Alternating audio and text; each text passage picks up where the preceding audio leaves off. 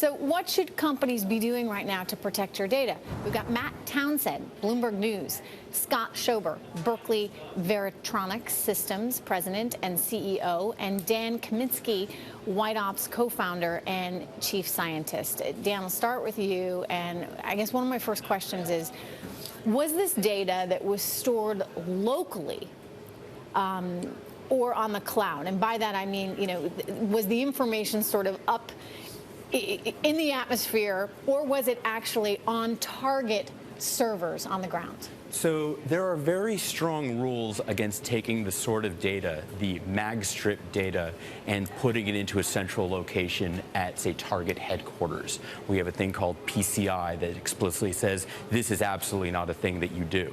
Wait, so it would be at target headquarters, or it would be in the cloud? You can't allow it to be in the cloud? If you look at it from the perspective, the stores of Target are its cloud. They have all of these machines out there all over the country.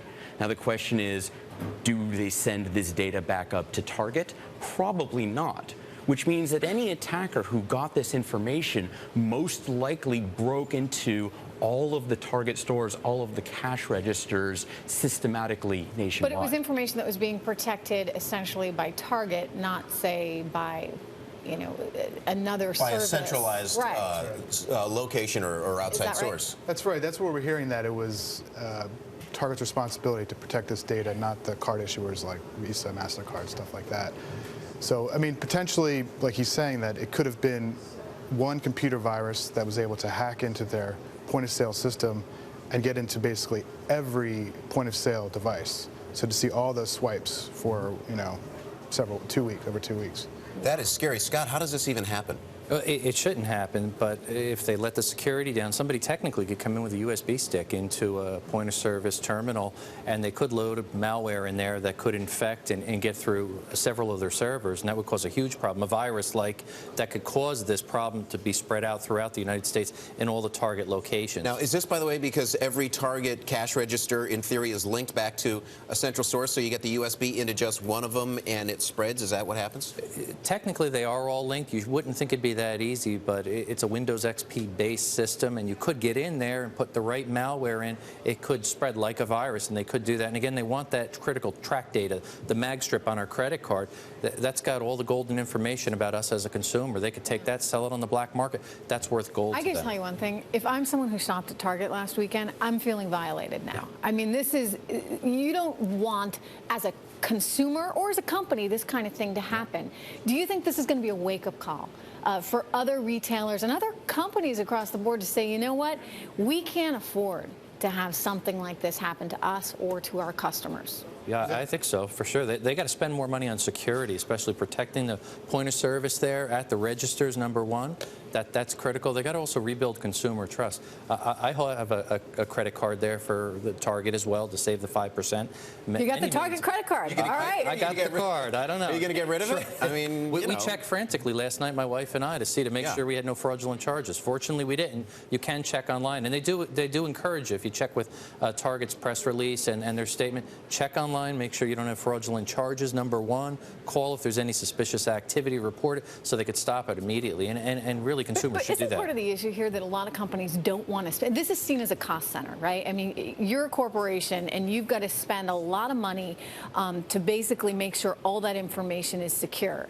The downside is huge, because if something becomes a problem, we're talking about it right here on the news, and everybody knows about it, and it's a nightmare.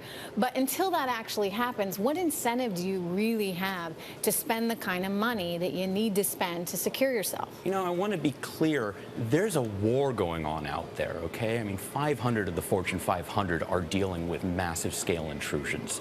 This is not a rare thing. This is a fight that's been going on for more than the last decade. That being said, there is some encouraging realities here. The value of a stolen credit card on the open market is about a quarter. It's not dollars, it's not hundreds of dollars, it's 25 cents, because as it happens, the credit card companies, for all the fees they take, have some of the best anti-fraud in the world. So I'm not expecting to see huge amounts of fraud, thousands of dollars on 40 million machines. Hang on a second, because if it's a credit card, yes. If it's a debit card, as a consumer, That's you're in like a cash. different position, right? I mean, you've got to go back and force the bank to reverse charges. It's harder to get your money back to that point, and in situations, we've had that happen a number of years ago, and it's difficult to get the money back. Credit card, much easier to get the money back, but in this case, it's harder for them to also get the PIN. Possible, but a lot more difficult. If they do get that, they're going to go basically pull your cash out of your bank as quick as they can in small amounts, so that way they won't be prosecuted and they'll take off. What are you hearing I from the wish I customers could- you talk to, Matt? Yeah, I think the incentive is it's a PR nightmare. Social media was blowing up. One of my colleagues talked to a customer today who got hacked. She said she lost $500 that was going to go towards a Christmas trip. So they're postponing that. But isn't there recourse? Doesn't in theory Target have insurance to make you good on that $500? Yes, right. I mean, there's all the insurance, whether the bank pays it or the card carrier, or the card issuers. So the consumer should be made whole. It's just confidence. I mean, why go through the hassle? You have to make all these phone calls. You have to cancel accounts. You have to get a new card. So Dan, what does Target need to do?